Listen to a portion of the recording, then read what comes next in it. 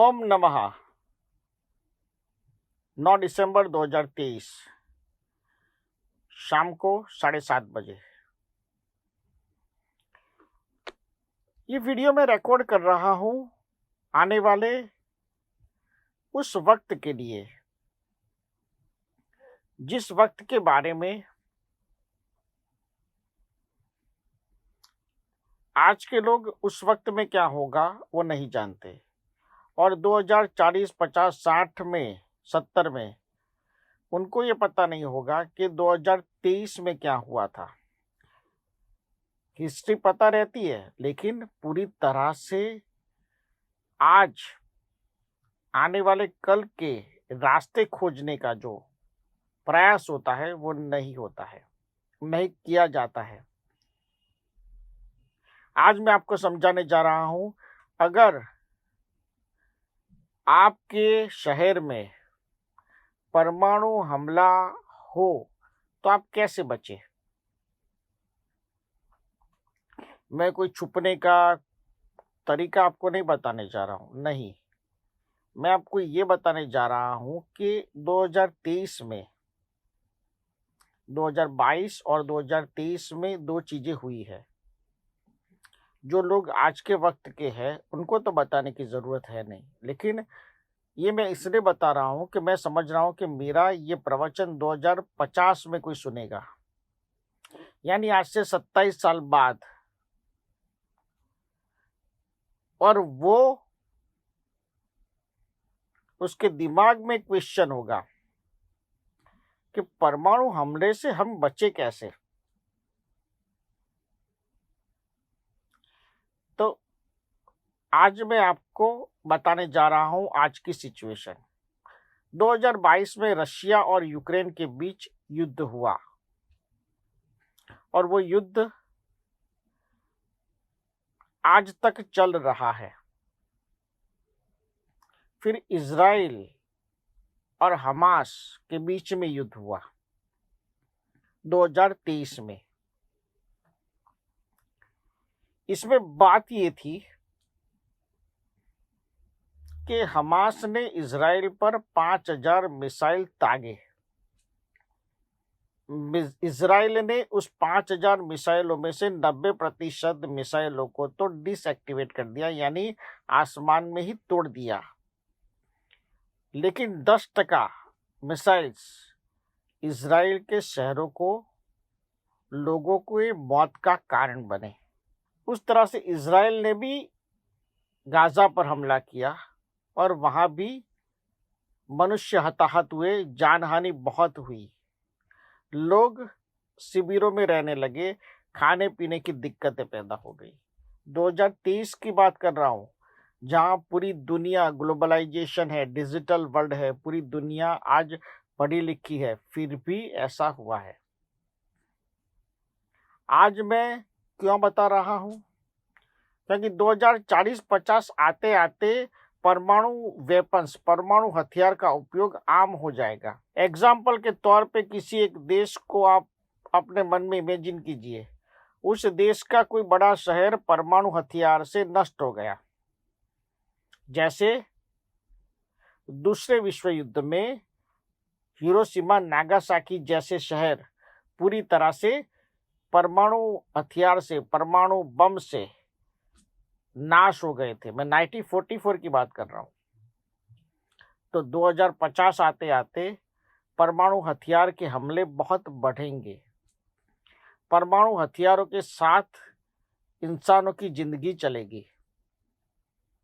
आज 2023 में भी अगर आपको परमाणु हथियार से बचना है तो उसका रास्ता पता नहीं है। समझ लीजिए, मैं अहमदाबाद शहर में बैठकर ये रिकॉर्डिंग कर रहा हूं। दुश्मन देश ने अगर अहमदाबाद शहर पर परमाणु बम गिराया तो कैसे बचेंगे लोग?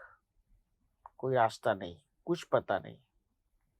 लेकिन कुदरत ने, देवताओं ने एक शक्ति इस पूरी पृथ्वी पर बना के रखी है, एक चक्रव्यूह, एक ऊर्जा बना के रखी है। उस ऊर्जा, उस चक्रव्यूह को वादत मंत्र शक्तिपात कहते हैं। जो लोग पढ़े लिखे हैं, बुद्धिजीवी है, ईश्वर भी नहीं मानते हैं, नास्तिक है, वो भी ये बात मेरी मानेंगे कि परमाणु हथियार कहीं भी किसी भी वक्त किसी ना किसी वजह से हो सकता है और कोई भी देश भारत पर या दुनिया के किसी भी देश पर इसका हमला कर सकता है। तो प्रोटेक्शन के रूप में हमें आज से क्या करना चाहिए कि हम और हमारा परिवार सेफ रहे। तो घर के एक सदस्य को परमाणु बम या परमाणु शक्ति से परिवार उनका नष्ट ना हो, ऐसी प्रार्थना इस मंत्र शक्तिपात को सुनते वक्त करनी है।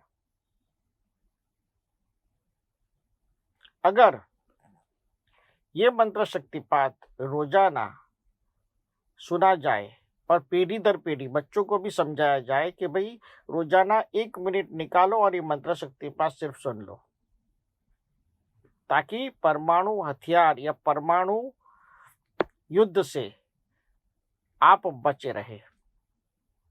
आप रास्ते में जा रहे हैं, किसी ने बंदूक निकाली और गोली मार दी, जो यूरोप देश और अमेरिका देशों में बहुत बार ऐसा होता है और 2040-50 में ये आम हो जाएगा दुनिया में ये बातें। तो इससे भी हमें बचना है। बात बात पर आज इंसान दूसरे इंसान को मारने पर आमादा हुआ है। शांति पूरी दुनिया में कहीं नहीं है। जिसके पास बहुत पैसा है वो लोग भी दुखी है, जो राष्ट्र विकसित है वो भी दुखी है, जो विकासशील राष्ट्र है वो दुखी है, जिनके पास कम पैसा है वो भी दुखी है। यानी दुख का जो पर्दा है, दुख की जो छाया है, हर इंसान पर पड़ी हुई है। और ये बात आप अपने दिल से पूछिए कि आपके पास सब कुछ होने के बावजूद भी आप दुखी है, आप सुख एंजॉय नहीं कर पा रहे हैं, आप जिंदगी को नहीं जी पा रहे हैं। मैं 2023 की बात कर रहा हूँ। तो 2050 में इससे और बड़ी दिक्कत होगी। हो सकता है कि 2050 में कैंसर जैसी बड़ी बीमारियों का इलाज पूरी तरह से मिल गया हो सकता है कि आधुनिक टेक्नोलॉजी और ज़्यादा सक्षम हुई हो सकता है चांद पर, मंगल पर और पृथ्वियाँ मिले और उस पर जीवन भी मिले। लेकिन ये परमाणु बम का डर, परमाणु शस्त्र का उपयोग इंसान जितना बढ़ता जाएगा, जितना समझदार होता जाएगा, उतना ही ज़्यादा करता जाएगा। इसलिए बचाव जरूरी है। आपका बच्चा घर से बाहर निकले तो ये मंत्र शक्तिपात सुन के निकले, ये आदत उसमें आप डालिए। क्योंकि आज कौन किस माहौल में क्या करेगा। बंदूक की गोली को भी मैं परमाणु बम की तरह गिन रहा हूँ और चाकू के हमले को भी मैं गिन रहा हूँ। यानी कि किसी भी तरह की ऐसी हताहत परिवारजनों के साथ न हो। मैं तो चाहता हूँ दुनिया में हर इंसान इसे सुने, जो परमाणु बम बनाते हैं वो भी सुने, ताकि उनको पता चले कि परमाणु बम से कितनी जान हानि होती है। उनको पता है तो उनके दिमाग में कुछ बात जाए और वो परमाणु बम का सर्जन न करे, परमाणु बम ना बनाए। लेकिन जो बम बनाते हैं और जो बम खरीद कर दूसरे देशों पर फेंकते हैं, उन्हें तो समझाना नामुमकिन है, लेकिन हम अपना प्रोटेक्शन तो कर सकते हैं। तो आइए परमाणु बम से आपके परिवार के बचाव के लिए घर का कोई एक सदस्य इस मंत्र शक्तिपात को सुने और अपनी नई जनरेशन को, अपने बच्चों को उसके प्रोटेक्शन के लिए इस मंत्र शक्तिपात को सुनने की प्रेरणा दे। एक डिस्क्लेमर है, मैं आपको डरा नहीं रहा हूँ। मैं जो सिचुएशन है वो समझा रहा हूँ और वो आप देख ही रहे हैं। ये कोई मेरे मन की बात नहीं है। पूरी दुनिया में आज एक खौफ है कि अगर परमाणु बम का इस्तेमाल ज़्यादा हुआ या एक बार भी हुआ तो दुनिया में किस तरह की तबाही मच सकती है, उस बात से कोई अनजान नहीं है। तो हमारा रक्षण हमारे हाथ में इतना है कि हम अपने और अपने परिवार का प्रोटेक्शन करें। तो आइए मंत्र शक्तिपात सुनते हैं।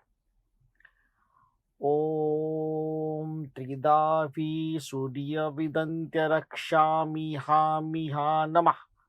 ओम सूर्य विदंत्यानि रक्षामि हामि नमः। ओम वंदव्यहानि विहानि रक्षामि हाति नमः। ओम प्रजामिहाति रक्षामि तामि विन्दत्यानि नमः।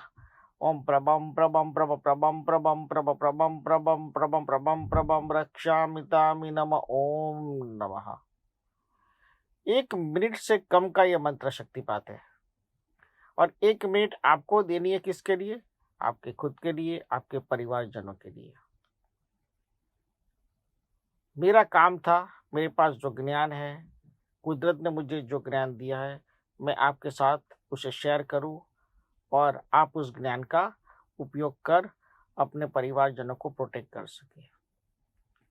ओमकार का दिव्य चैतन्य और आशीर्वाद आप पर बना रहे। जिस युग में, जिस समय में भी आप इस सनातन मंत्र को, मंत्र शक्तिपात को सुनेंगे तो आपकी रक्षा, आपकी प्रोटेक्शन होगी। ओमकार का दिव्य चैतन्य और आशीर्वाद आप पर बना रहे। ओम नमः, ओम नमः, ओम नमः।